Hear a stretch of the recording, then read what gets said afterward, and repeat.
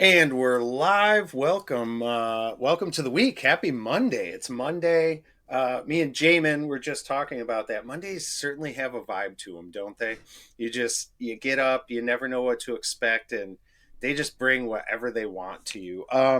So welcome. We're at the Tech Commute. Richard, I see you in the chat there. Great to see you. Everybody else, we're on Twitter, LinkedIn, and Twitch. Feel free to drop a comment down in there and say hello. And I'll just honestly, there's so many things I could list for our guest here today, but I'm going to go ahead and let him intro himself so he can give you the highlights because I don't want to miss anything. Ladies and gentlemen, Jamon Holmgren of Infinite Red. Yeah, thanks a lot. I appreciate you having me on and inviting me on this thing. I don't know why you have to have your recordings on Mondays. It does seem like a little bit of a risk here, but I'll do my best. Yeah, no, so I'm Jamin. I have been I've been programming since I was 12 years old, so over 30 years now. You can do the math. So I love coding. And I started my first agency when I was 23, and then 10 years later, basically 10 years ago, merged with another company to become Infinite Red. And so I've been doing a few different jobs there, mostly CTO now. At this point, is kind of leading the tech team, doing marketing, sales, things like that. On the personal side, I have 4 kids. My oldest is 20, and he's married and has his own kids. So I'm a grandfather now. Whoa. Yeah, Wow. that's been a huge change. She's amazing. She was over, my granddaughter was over yesterday for the Super Bowl. And so we had her, got to, hold her a little bit and Nice. catch up with her. I've been gone a little bit, so it's been nice to see her. I live on 3 acres here in the Pacific Northwest, kind of Southwest Washington State, close to Portland. As you can see, Portland Trailblazers. Can't point when it's mirrored. Close Okay, enough. there we You were go. there. You had the right area of the Yeah, screen. in that range. Yeah. Yeah. I also play hockey, so there's that as well. And that's just like adult league. I play goalie, ice hockey, and a lot of people online know that I have a tractor and I like to use it as much as possible. It's been sitting for a long time, but today's a little nicer. Maybe I'll get a chance to fire it up, There you uh, go. go around, and yeah. So that's kind of the basics. I've done quite a few things in my career. Being a consultant, we mostly do pretty much all React Native stuff now. Is kind of what we focused on for the last many years now, which has been pretty fun to be a part of that community. I tend to like variety of technologies and stuff, and this is the longest I've ever stuck with one technology. But React Native has, like, I think I counted up one time 11 or 12 different languages that are used within Wow. the community. So there's plenty of variety just within Yeah, this one yeah. tech. Wow. Well, that quite the introduction. I don't know how I mean, I feel like you gave us everything. All right, it was great Yeah, seeing we're everybody. done. Yeah, Happy let's wrap Monday. it up. Hopefully this inspires you to get outside and mess around with that tractor a little I bit know. once we get done here. Yeah. So what kind I guess since you mentioned it toward the tail end there that this is the longest you've been with one specific thing with React Native, like Hmm. what kind of prompted you to make that choice? Because obviously we all see the shiny object syndrome that is tech and Right. emerging Yeah. frameworks and platforms and languages. Like, how did you decide to make that choice to dial in a little bit? Yeah, totally. So I went through a variety of different technologies. Started with PHP. I did a bunch of PHP and did some Ruby on Rails, and I did some iOS native development as well. Did some Elixir, all kinds of stuff. And iOS native was actually the most fun for me. It was like really, Hmm. really fun. I enjoyed, programming in that paradigm. I've done web for a very long time, but I've never really felt at home on web. I've always felt Okay. like I enjoyed the back end better. I enjoyed different things, desktop, whatnot. And when it came down to it, building for native was like really fun for me. So, just being able to kind of hold the phone in your hand and, like, tactilely, like Mm. use your software right in your hands like that. It was really, really fun. And so that was like 2011. It was pretty early. And then 2012, 2013, kind of just kind of doing our thing. And then 2014, um, started getting more requests for like Android as well. Like back in those days, people would build for iPhone and just kind of Sure. forget about Android developers, at least Yeah. here in the US, right? Oh yeah. And so it was like, okay, well, we need to actually do that. So we started doing native Android development, and it was like, okay, well, there's got to be something a little better out here, so we don't have to build it twice. And 2015, early 2015, React Native came out. At first, we were like, this feels like another one of those like web technologies that's trying to do native, and it doesn't feel right. Mm-hmm. But once my business partner Todd, once he like dug into it, he's like, guys, this is actually a little better than we think. He played around with it, and we did enough research that we were pretty like, okay, this is doable because it is native, native views, and we can always like drop down. It's open source. We can drop down if we need to into native, and we did our first couple projects with it, and it went super well. And so then after that, we're like, okay, let's bet on this horse, and it's ended up being a good horse to bet Yeah, it on. worked out pretty well, I would say. Yeah, That's yeah, awesome. All right, well, that's kind of touching on the last decade of your career, but maybe let's dial it back because yeah. and shout out to Leah here. You mentioned PHP. We're Mm-hmm. Laravel stands, Oh so yeah, love PHP. yes, Where did you start? Like yeah, let's talk about like that first Hello World moment for you, and where that all sort of kind of began for you. yeah.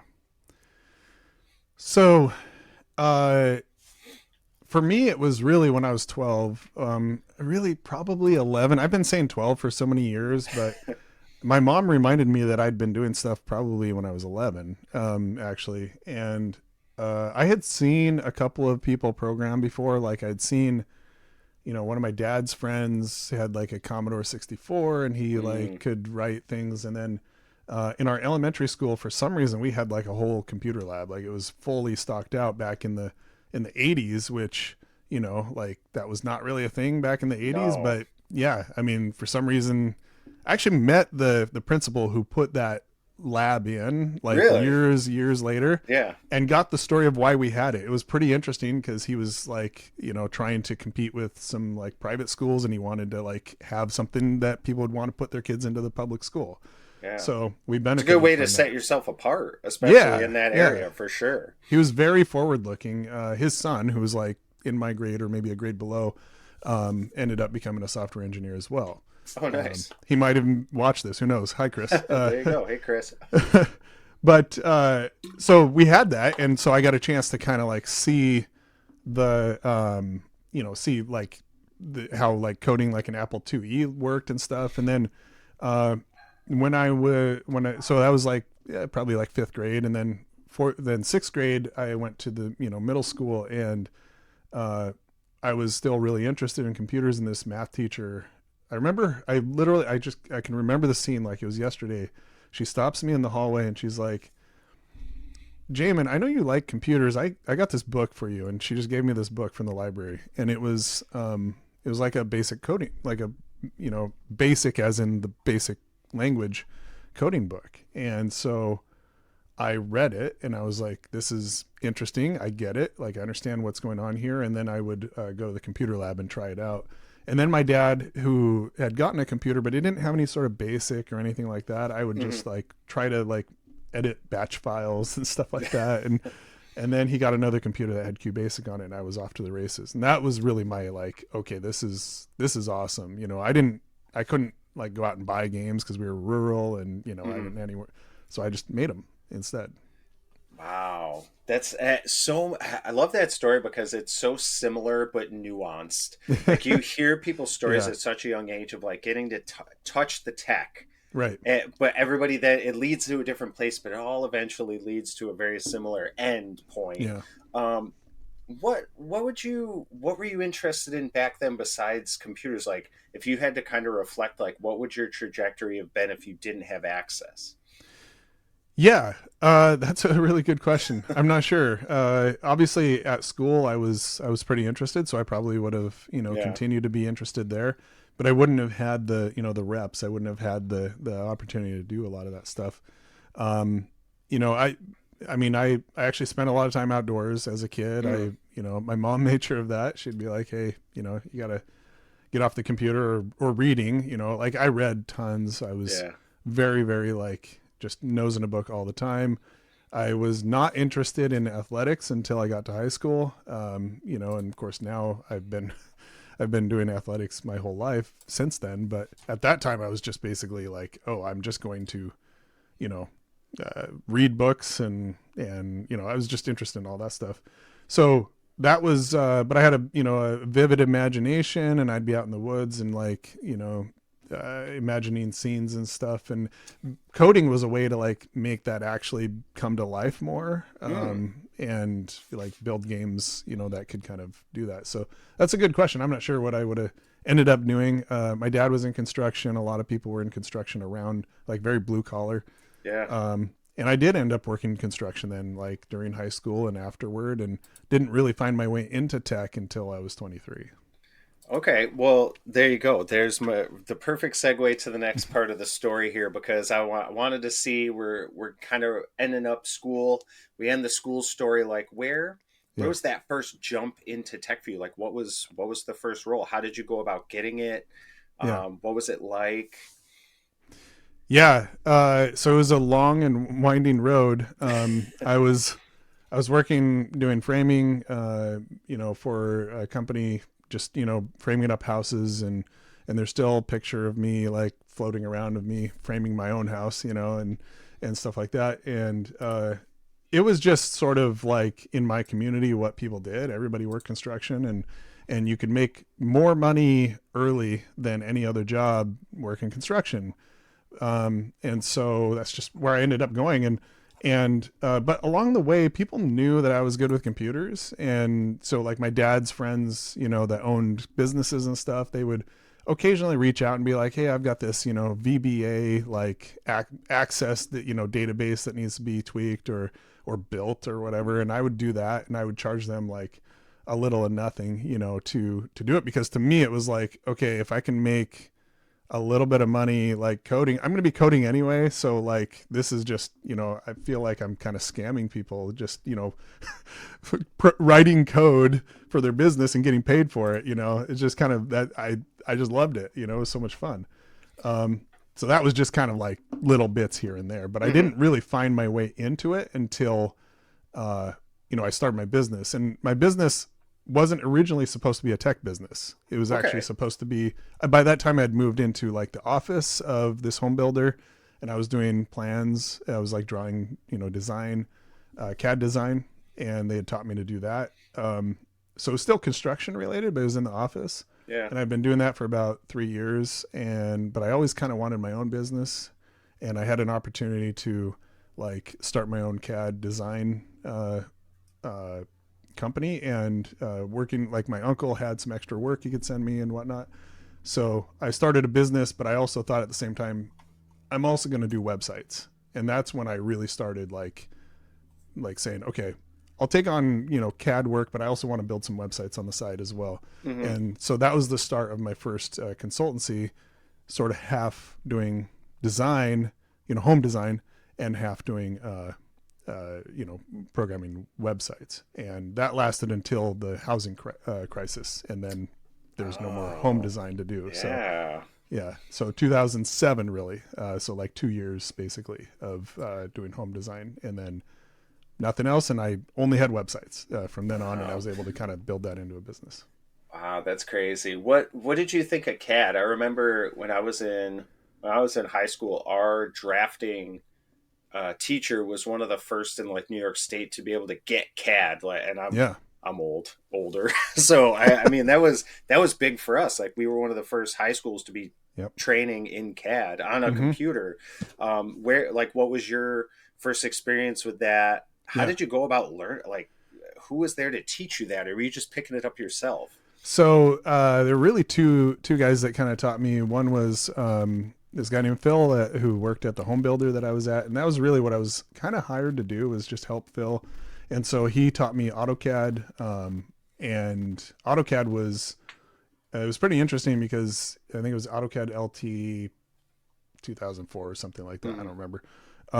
No, that would have been the later one. Anyway, there was a version of it, and you could do like keyboard commands, like really quick keyboard commands to do various things. You could actually do a lot of it. He told me, uh, And this guy actually somehow had like a very like old programming degree. Like he did punch cards and stuff. But he told me like you should be able to do everything with a keyboard. Like you can use your mouse, but like you should be able to do everything with a keyboard, which was really interesting to me. But mostly what I ended up doing was like I didn't design full houses usually. I designed one full house that when I was there the 3 years, but otherwise it was like customer changes. Like, hey, we want to move this wall, we want to add a door, we want to like change this window. So I would do those things, and I would also draw plot plans, which are essentially like draw the lot that you're on, and then where's the house, and put like dimensions. And this was for getting a permit, and also for the foundation people and the excavation people to, do what they did. And since my dad owned an excavation company, I totally understood. I'd seen plot plans from the other side where I had to dig out a crawl space and stuff, or a basement.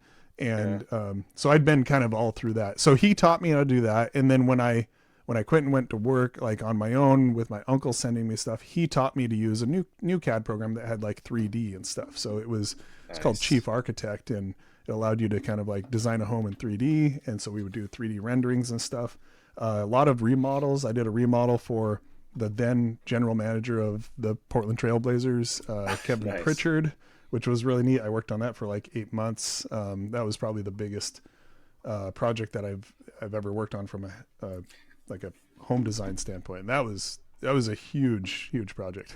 Oh yeah, I can imagine. Yeah. Can you?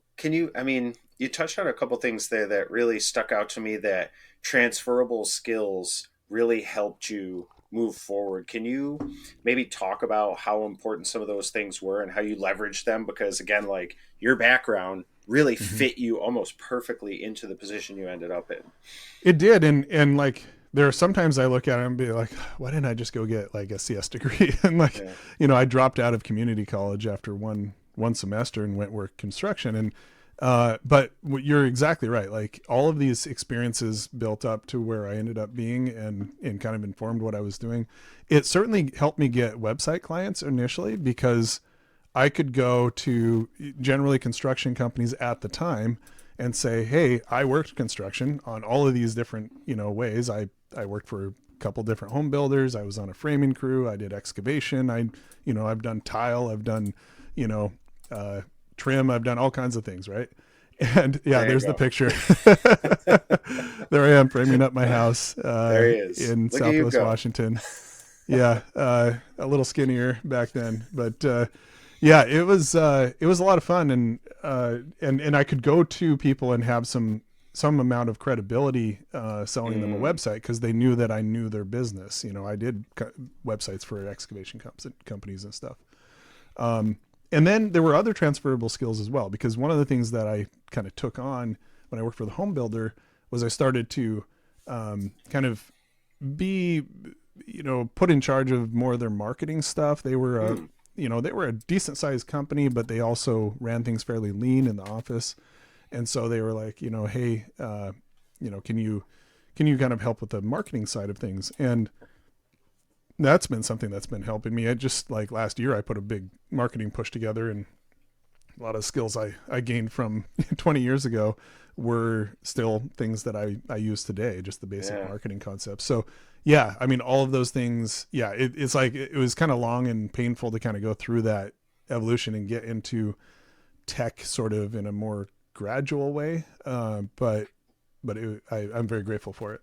Yeah, I mean, I love the message there of like, I think finding lanes that you're comfortable in. I mean, you knew so much about this industry and just kind of, I don't want to say fell into the opportunity. I don't believe that that ever happens. But you leveraged what you knew into this really great opportunity. Now, you also mentioned the housing crash.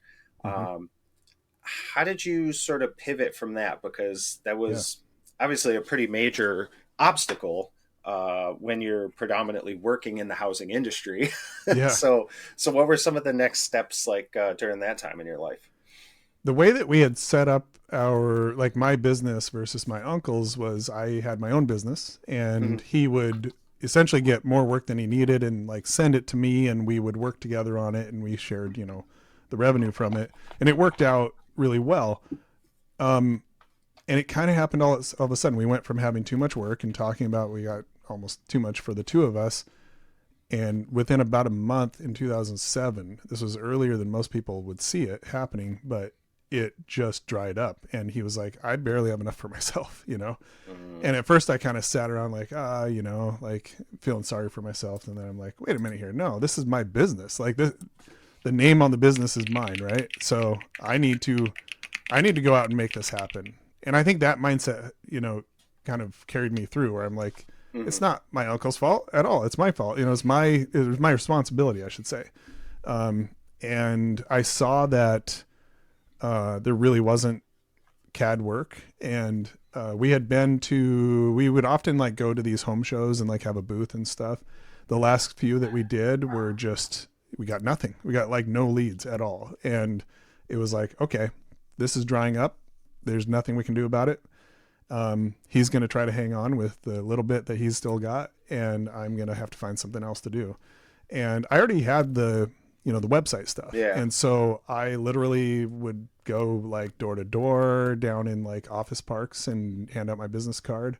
I tried all kinds of things, cold calling, all kinds of things. Yeah. And it was terrifying Oh, I'm because, sure.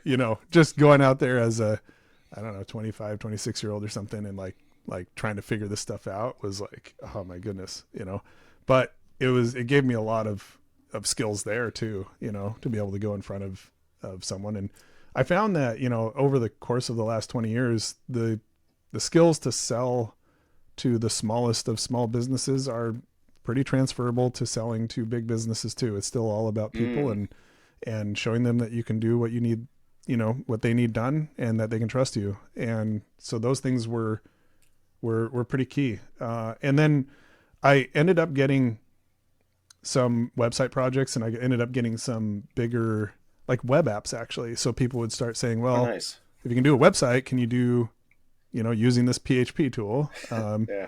which I had learned just from a book. I bought a book and learned it. That like, could you then build like a web app that does these things, and some forward thinking like business owners back then.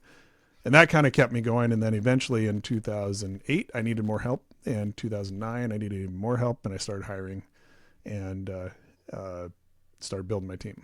Nice. Wow. That's awesome. So they're really, I mean, it seemed like you kind of at least had, I don't want to say a backup plan, but Mm-hmm. you weren't completely cut off when the housing market collapsed. You had some other stuff working, which is great Mm-hmm. because it kind of goes to that adage like you don't want to have all your eggs in one basket.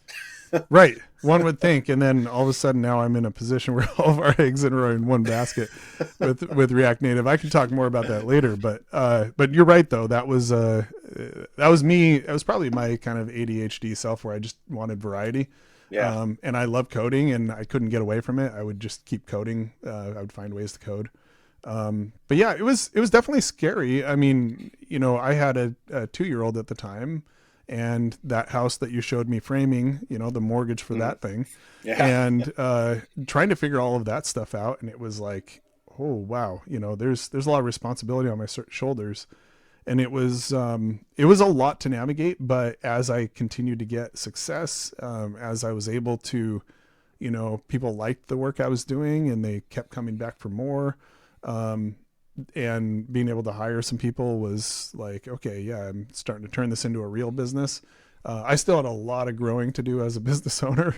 Mm. Um, and, obviously 20 years later, looking back, there's plenty of things I would do differently. But yeah, it was an interesting time. It was a very, very interesting time. And there were, I mean, in my community there, because it was very construction heavy, there were a lot of people hurting. And so it wasn't Mm. just, us kind of like trying to make it. Everybody was, and it was sort of a wake up call for everybody, I think. Yeah. I mean, it seems like right now in the tech industry, a Mm-hmm. lot of people are kind of hurting and looking for jobs too. Yeah. I'm sure you can kind of see maybe a parallel there since you went through that and now what some people are experiencing. Mm-hmm. What sort of I don't know what sort of direction or maybe just some advice could you give people that are working through looking for a role in software right now, as Mm-hmm. competitive as it is and as many layoffs are happening? Yeah. Like, what's some advice that you can kind of throw out there for people? Well, these things are cyclical. They do go, up and down over time. I've been through plenty of them, and I'm sure you have as well, where it doesn't look good, and then a few years later, people are looking to hire again, and in that time, you can be gaining experience one way or another. Generally speaking, people are looking for people who show that dedication and the grit. I'm Finnish American, and a word that we have is sisu, sisu, and that is the Finnish word for. There's no direct translation, but it's basically like perseverance, grit, Hmm. guts, like the ability to continue through in the face of adversity. And a programmer who's never been tested in their career, who's sort of just had the happy path the whole time. I guess it's a lot like code. Like, if you only ever test the happy path, you don't know that it's solid. You don't know that it's strong. You don't know that you've Mm. checked all the different, branches and whatnot. So this is a testing period. This is a chance to figure out where the bugs are. This is a chance to kind of battle test it. Um, and so, yes, I totally empathize with you. I've been in that position. A little different story in terms of I was a business owner, but like Yeah, if I can't find projects, the same thing as not finding a job, right? it's true. Um, and it was yeah, but you just kind of keep going, and what you find is that just little opportunities start opening up here and there, and you have to be ready. You have to be ready for that moment. You have to be opportunistic. You have to not let that moment be bigger than you and let it pass by. Just go for it.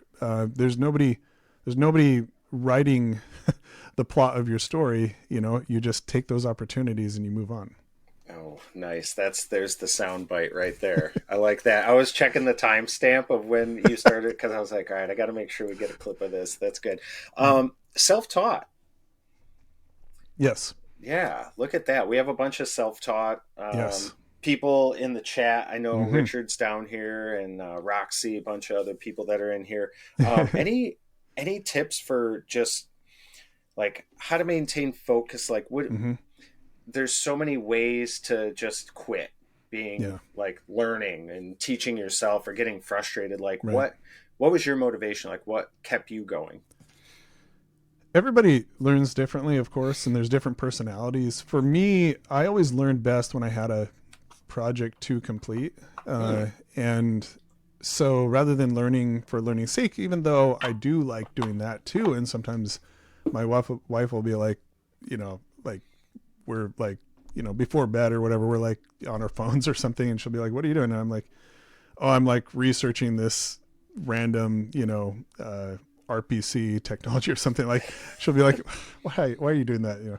But so I do like doing that, but most of the time I learn so much more quickly when I have something that I need to that I want to get out into the world. Um, and so have a project, find a project. It can just be something for yourself. It can be your personal website. It can be I built a like a website for my hockey club, and I Nice. was like, I'm just going to build it. The only dependency I'm going to allow is bun, like just run it in bun, and I'm not going to have any other depths, and so I have to write everything else myself. No React, no front end framework. I'm just going to write everything myself. And that's turned out to be a real pain, by the way. Oh, yeah. Fun fact. Hate Fun my fact. choice. Exactly. But I've learned a lot, and just keep doing that. Have something like that. Build any sort of. I mean, I love just getting sort of a I guess people say like a T-shaped experience or maybe pie-shaped experience where you Hmm. have like a kind of relatively shallow understanding of a lot of things, and then you go deep on a few things. Hmm. And so I do that kind of like exploring thing where I'll do little half projects. I don't finish them, so I can learn and understand kind of directionally where I would need to go if I wanted to get good at that. And then I dive deep on things that I want to get better at. And so, or usually it's something I need to actually, ship, get it out the door. Nice, nice. I saw a couple people drop in here. They love the project lead approach or Mm. project led as far as Yes. having like a reason to move forward with something and learn. Yeah. Where are you? where are you pushing people that are self-taught? Like, what are your recommendations for resources? Mm-hmm. We've got a litany of things out there now. Like, Yeah. what's something that you typically default to besides docs? Are you a docs Right. guy? I am a docs guy in a very like I'm not a naturally a docs guy. Okay. I'm a dive in and try to figure it out and realize that I have no idea what I'm doing and then go look up the docs guy.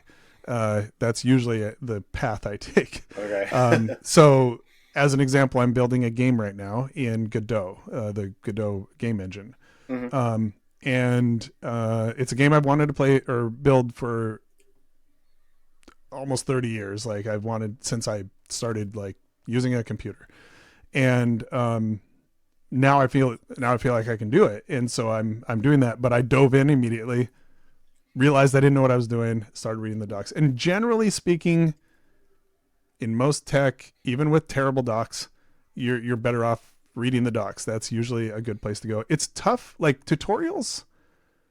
I've done tutorials, I've made tutorials, I've certainly gone through tutorials. They've usually been useful, but tutorials are so often very, very like on rails, and you don't learn really how to debug. You don't learn how Yeah. to like where you go to learn like how to do something. Hmm. You're just sort of like, oh, if I follow this recipe, everything works, and you don't understand the fundamentals. So tutorials, I often kind of steer people away from them unless you're going to do it in a way that doesn't follow the tutorial. Sure. Where you're like, okay, I'm going to follow this tutorial, but it's going to be this other thing that I'm building that kind of looks like that, but is enough different that Hmm. I'm going to run into problems. You need to run into problems. If you're not running into problems, you're not pushing hard enough.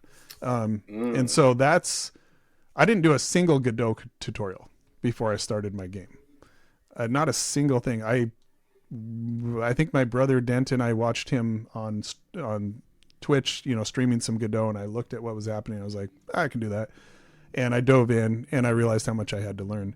But yeah, I'm kind of not a huge. I mean, it depends. There's some tutorials that I think are useful just to kind of build some confidence, but Hmm. you're not going to learn really the vast majority of the coding we do, and you know this, Jason. It's like you're like figuring out problems all the way. You're looking at error Hmm. messages all the time. If you're not looking at an error message in a tutorial, you're not learning. You're not getting the meat of it. Mm. No, I totally agree with you. Tutorials are just so linear, Yeah, and that's all the learning happens off the path. that's right.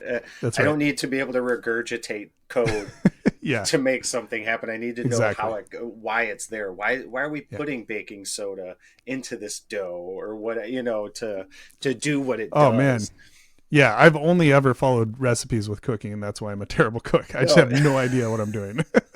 I want you. Can you tell us a little bit about this like dream game that Yeah. you're building? I mean, I know some of the details, and I see the clips that you've Hmm. been posting, but Yeah. you mentioned it's like a 30-year-old dream Yeah. that you have had to put this together. Like, walk us through that. Yeah. So when my dad got his first computer, he bought a few games with it, and you know, and this is still to this day his favorite game as well. He doesn't really play any games anymore, but Hmm. at 70 years old, but it was his favorite game back in the day. And it was by Microprose, which was a company that actually is recently revitalized. It was kind of passed around. Eventually, Atari owned it, Oh but wow. it was bought back by one of the original founders. And if you've ever heard of like Civilization or Railroad Tycoon or whatever, you've Hmm. probably heard the name Sid Meier. And Oh yeah. Sid Meier was one of the creators of Microprose. The other guy was Wild Bill Steely. And I actually got a chance to meet Wild Bill Steely the other day. That was pretty Oh cool. wow. Um, and they made this awesome game company that would make these like flight simulators, a lot of times like military flight simulators Okay. and other types of things. And they also made, yeah, I think Railroad Tycoon and some others. And one of their games was called Gunship 2000. That was a game we had, and it was like Apache helicopters combat, set either in the Middle East or Central Europe, and you would fly missions, and you had progression. It was way ahead of its time. It was like, even though it was called Gunship 2000, it was like released in '91, So you had like progression, and you had crew management, because you had like different pilots that would fly with you. And if Oh, you lost a cool. pilot, it would be kind of like devastating, because you'd be like, I trained that guy up to be really good, and now he's dead. And it was like, okay, this is kind of an interesting concept of you get attached to these characters, you get attached to, and then you're flying these missions, and they don't always go well, and so it's not easy. You have to plan, you have to think things through, and so I'd always kind of wanted to build something like that myself. Mhm. Um, but as time went on, I have a 20-year-old son, and we would play video games. We played through the Halo series on Xbox, Oh, and great game. so good. It was just so much fun to do co-op, and I love co-op, Yes. and so I was like, well, I want it to be a co-op game where multiplayer, and I also want it to run on Macs. Nothing runs on Macs, nothing on the game. Now I have right here, I have a really great Windows gaming laptop, like liquid cooled. It has a cooling tower and everything. It's Oh, cool. wow. But I was like, but I also want to run it on my Mac. So if I want to play with other people who are here, I don't have to like have multiple gaming computers, or, just, I want people to play it on their work laptops. I want them to, all that stuff. Play chess on your Mac. Yeah, Yeah. that's, I do that too. I'm Yeah. not very good at it, but I do it.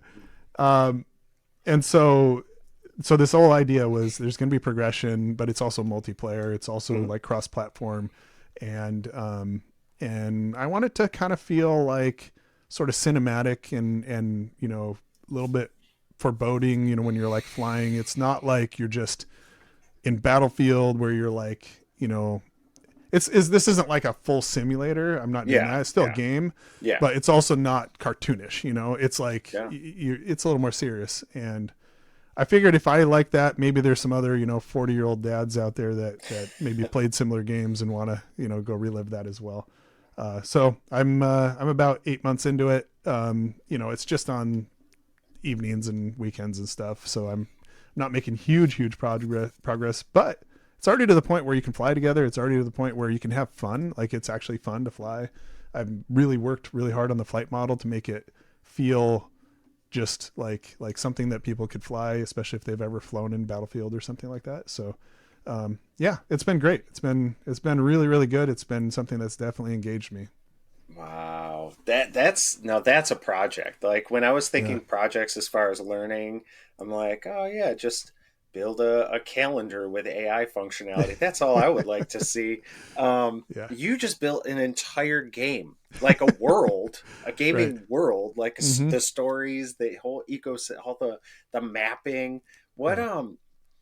what's it, I guess in your mind, like what do you envision with this project eventually? Is this Mm-hmm. something that you are gonna maybe release, or is this something you're just building for the fam as a passion project?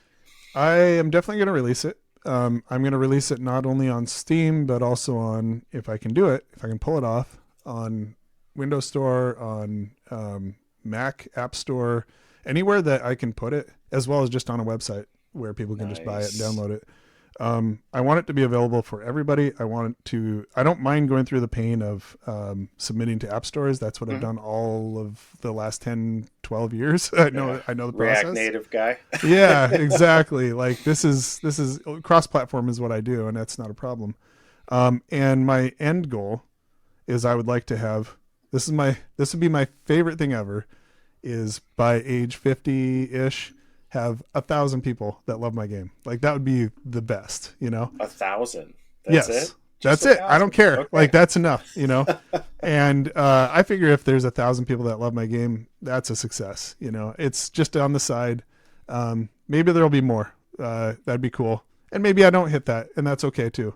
I'm okay with any of that. At least I gave it a good shot, and I definitely want this game to exist either way, so I can play with my buddies, and we'll play it if nobody else does.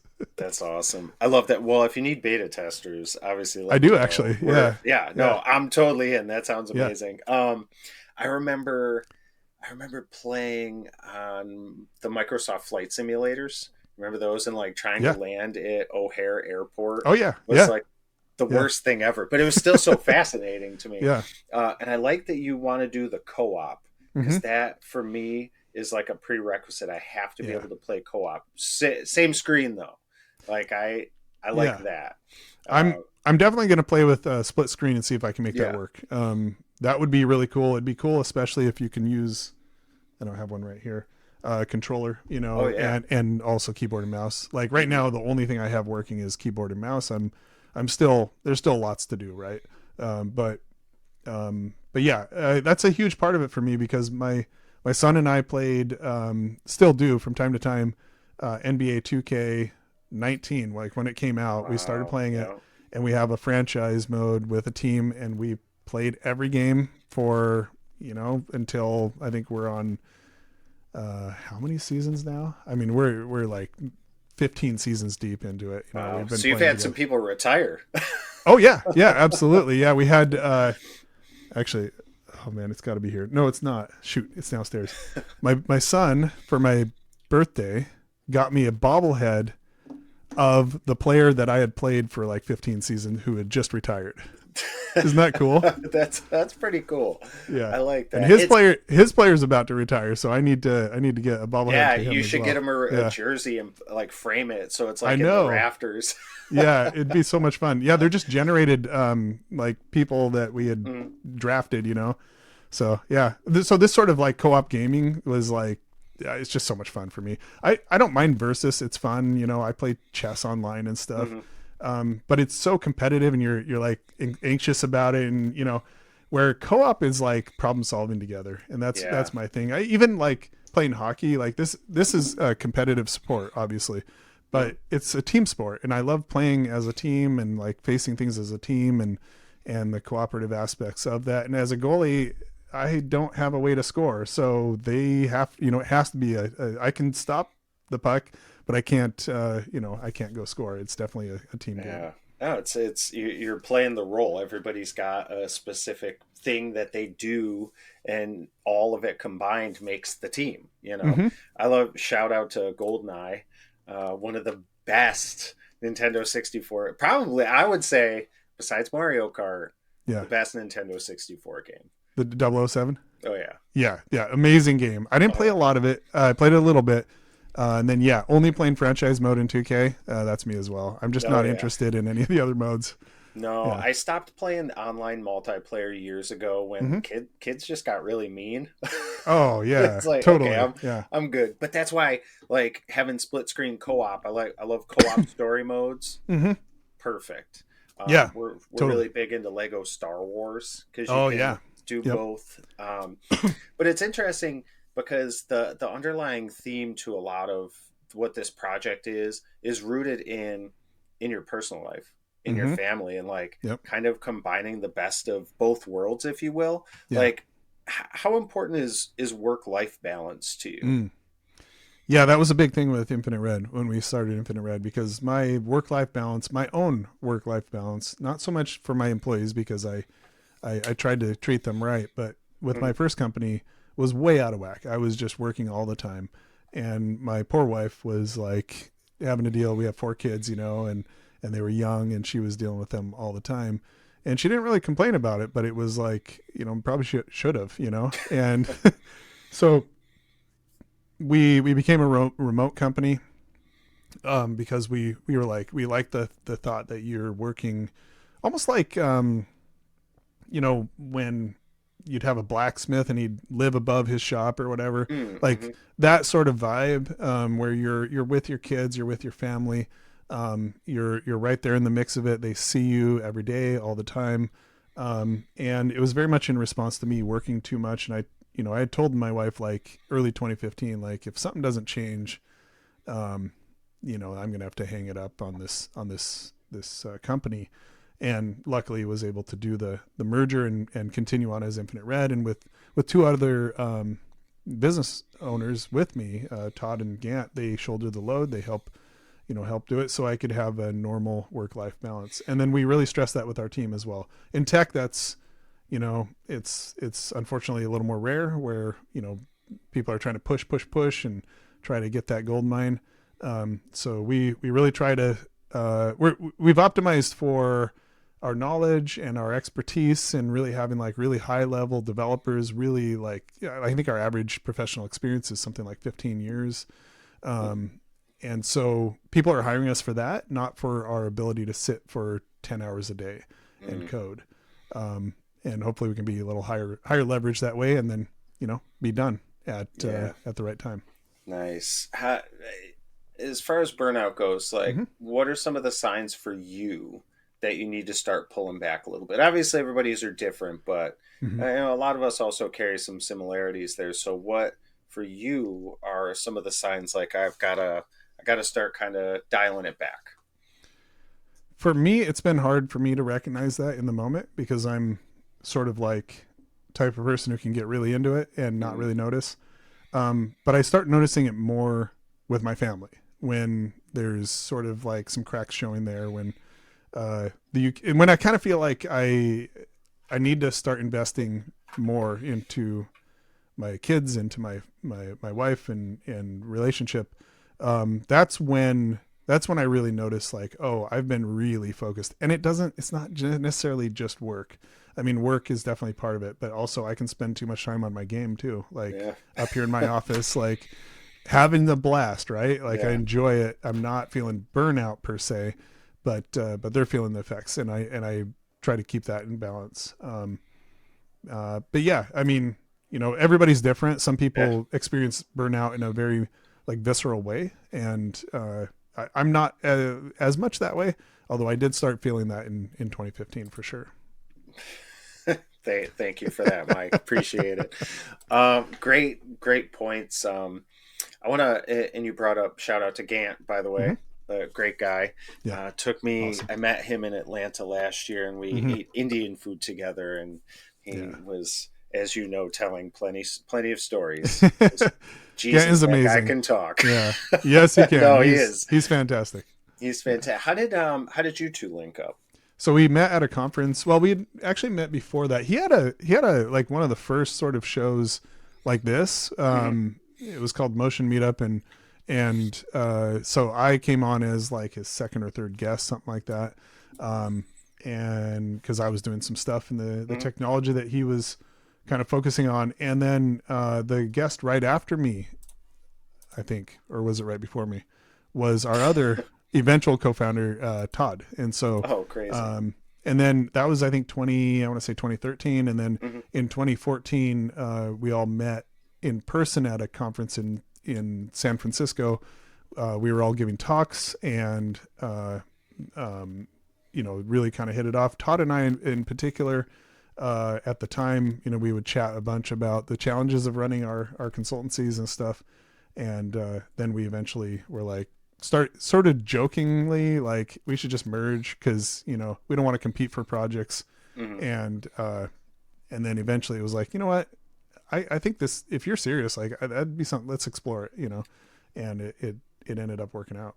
And it did. Wow. Yeah. Look at that. That's crazy. You mentioned you met in person at a conference. Mm-hmm. I think you did you start a conference? What is the conference that you run? Talk to us about like Mm-hmm. the importance of in-person interaction, especially So now when everything is shifted so to so virtual, such as yes, this. totally. We were huge fans of remote work, from as soon as we were able to really do it. But there, we did miss things. I miss parts of being in the office for sure. And the the change there is like, okay, well, or the exchange, the trade off is, okay, then you have to make more of an effort to get together in person. And so when we had been at a couple conferences together, uh, and then when we merged and started Infinite Red, we were like, okay, well, where are the React Native conferences? And there were none in the U.S. Tried to Mm, find one, couldn't find one. There were some React conferences, but not React Native. not native, yeah. Yeah, and so this was, I think, 2016. I started asking this question, and so internally it was like, okay, well, could we run one? Like, could we pull that off? And we didn't know enough to say no, and so we went and did it. And 2017, we had our first one. It was just amazing. It was a tremendous amount of work, but it was amazing. We did it again in 2018, again in 2019. We were going to do it in 2020, and it got canceled. Um, And then it really didn't happen again until 2023. We were able to bring it back. And then last year we did it again. The tough thing though with conferences is that, especially for a smaller company, we're 30 people. Mm. It takes like so much energy. It takes so much, I mean, way more than people think. And it's not really a money maker. I mean, you can run a conference as a money maker, but it's Mm. going to be a very different vibe than we wanted. We wanted it to be a really great vibe for the community. And we could kind of write that off as sort of like, marketing expense or something. Yeah. But this year we're going to take a break and not do it this year, and we'll see about next year. It's just such a load on the team. It's like Mm. it takes away from a lot of other initiatives. But with that said, it's like, okay, well, we still need to get together, right? We still need ways to do that. And we do get together as a team once a year for our team retreat. Hmm. But what we're going to do is just attend other people's conferences and try to mix there and try to be a part of the community in that way. Yeah, the in-person stuff is just so Yeah. so important. I'm hosting our first in-person Torque meetup Mm. next week in Denver. Oh, that's That's like, awesome. yeah, so that should be pretty exciting. Yeah. Hope everybody that's out there will come out. But we want to also get to more conferences too, where I know Gant's going to be at All Things Open. Mm-hmm. Yep. AI, are you also going to be I'm not there? making it to that one. I believe, I actually don't know for sure, but I think that Mazen from my team might be there as well. He's Okay. one of the co-hosts of my podcast, React Native Radio. So he'll probably, because he lives in Durham, and Oh, I think cool. it's in Durham, right? Yeah. Yep. Yeah. So like no reason for him not to go. Yeah. So you'll see a little representation of Infinite Red there for sure. Nice, nice. So what? And now that we're kind of on the topic of Infinite Red, and I think we Mm-hmm. got only a couple minutes left, I do want to talk about what's coming down the pipeline for you guys, Yeah. like what the future looks like for you and Infinite Red in 2025.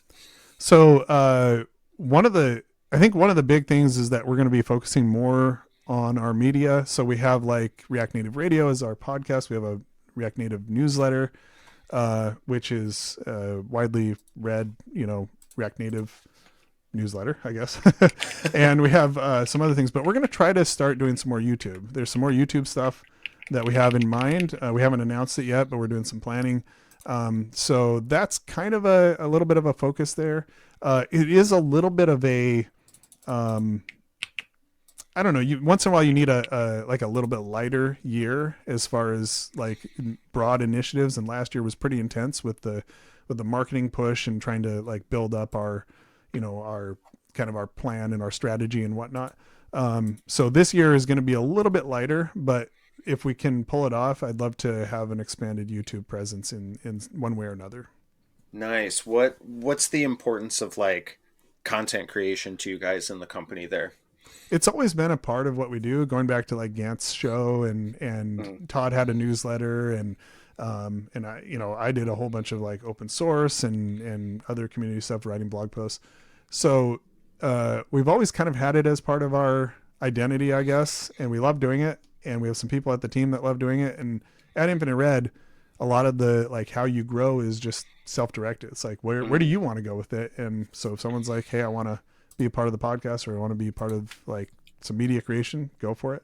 But I also see it strategically important for us to make sure that we stay in front of the right people. We're consultancy. We need to make sure that we always have work in front of us, and doing media about React Native just makes all kinds of sense. Stay in front of the right people. I Mm-hmm. think that right there is like the main point. We have a lot of talks about content creation and Mm-hmm. exposure, and especially people that are looking for Yeah. jobs. Where Mm-hmm. we're always saying, get some videos out there, right? Do something to get the exposure. Like, do you Yeah. see that as, and obviously you do because you spoke about it, but Mm-hmm. how important is that, especially for somebody that might be looking for a role? Yeah, I think it is really important for most people. I think that there's sort of a spectrum. So if you can do it, because that's a great way to do it. And also make sure that you build in sort of the going back to my marketing roots, the call to action, the CTA. Mm. What is it that you want people to do with the fact that they've just read your blog post or watched your video? If it is that you're looking for a job, then say that. Say it right out front and say, I'm looking for my next opportunity. If you know something that looks like this, I'd be really happy to chat with them. If you don't say that, nobody's going to do it. So you have to do that call to action. Um, and then if you are not the type of person who feels like they can maybe write or make a video or do open source or whatever you might be interested in doing, um, then it's probably a good idea to know some people who do and ask them, hey, uh, I'd love, I'd love for some sort of, keep your eye out basically for something for me. And you got to do things a little more behind the scenes. I've actually, I don't mind if someone like sends me a tweet and says, hey, I'm looking for work. Can you boost this? I retweet it, things like that. Yeah. Just on X or Twitter or whatever. So That app. happy to that app, happy to do that. Not everybody is, but I am. I actually have a blog post out there, which is like how to get a job from a tweet or something like that. I forget the name exactly. I think I remember you posting that, Yeah. and that was a very good read. I feel like it also Yeah. did really well Yeah. because the content was good. Like Mm-hmm. it Yeah. had tons of great information in there. Definitely go Yeah. check out Jamon's profile, though. He Yeah. has a lot of really informative stuff here. There it is again for anybody that's Yeah. not connected. Make sure you Yeah. go there and shoot him a message. Say a song here. Absolutely. Yeah. Wide All open. right. We're very close to the end here. Again, I want to thank you so much for spending an Mm-hmm. hour with us today. I feel like this could go on a lot longer too. I have tons of questions, but I Yeah. usually like to double check and make sure that do you have anything coming up? Any podcast episodes? Are you speaking anywhere? Any plugs that you want to Right. give us? Right now things are a little bit more quiet. And definitely check out the podcast, React Native Radio, .com or wherever you find us. And that actually is kind of my focus right now. We have some really great guests coming up that are going to be, I think, pretty interesting to folks. I'm really trying to get, I don't know if I should say this publicly. I'm really trying to get Jordan Walk on, the creator of React and React Native. Whoa. He's You got to say it publicly. That's how I you know make I things need to put some happen. pressure on Yep. him. Yep. Yeah, he's a buddy of mine, and I really want him to come on to talk about the story behind it. It's he's a brilliant guy. Amazing to have gotten to know him. But yeah, some stuff like that. Like really, there's some great guests. There's also just the three of us. Robin Heinz, who's our director of engineering, Mazen Chami, who I mentioned is in Durham. And he's a senior software engineer and also someone who does a whole bunch of stuff at Infinite Red. We sometimes do episodes ourselves, and it's all about React Native, but sometimes there's episodes that apply more broadly, like we did, just more like the art of code review and things like that are really, I think, useful. Awesome. Well, if you ever need a backup, you let me know. I'll keep that in mind. That sounds great, actually. I always love doing little guest spots and then Yeah. just shaking things up. But last question, and again, thank you so much, and thank you to everybody that's hanging out in the chat. Saw a couple nice comments here that people got some really good data today, so Awesome. that is great. What does success look like to Jamon Holmgren? This is one of those things that I've put a lot of thought into over the last just couple years, really, because I was so driven to like build a business.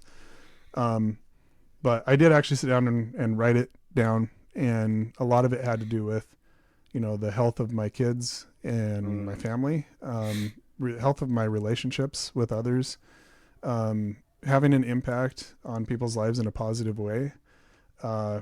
And very little of it had to do with, monetary success or business success or even really like being a some sort of big influencer or anything like that. It was really all about my family, wanting them to be happy, healthy, and just have great relationships. I've started investing more in my relationships, like with my mom and dad and things like that, just taking more time to do that.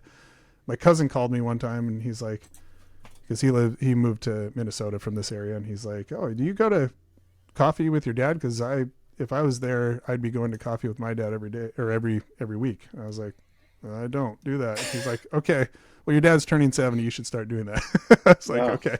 And I did, and it's been awesome. And I know not everybody has a relationship like that with their parents, but however you can, whatever people are important to you, like invest in those. To me, that's success. Um, the rest of it is just living life, and of course, I want Infinite Red to be successful. But again, that's really just to support the 30 people plus their families that are out there, and make sure that they can live life without worrying about their careers and their bills Yeah. and whatnot. Wow. I love that. That was a great response. Thank you. 10 out of 10. I I think a approve. couple years ago, I probably wouldn't have had as good of an answer, but I've been thinking about it a lot, and it's kind of resonating. Yeah, Yeah, you hit a certain point in life when these things like you do start to think about a little bit. Yeah, yeah. Jamin and Jason 2 decades ago would have had Oh very yeah, different answers to absolutely. that. Yeah, Oh man, this has been a really yeah, great conversation, Jamin. Hang yeah. it backstage for us here, and I'll say goodbye to you. But thank you Perfect. again to everybody. Make sure you head over to Infinite Red. They've got the links to the newsletter and the podcast there. There's those. Make sure you check out Jamin on Twitter and other socials. Head over to our Torque webpage, the community page. We've got the calendar of events there. Make sure you hang out with us. And outside of that, remember, it's nice to be important, but it's more important to be nice, everybody. Have a great rest of your day.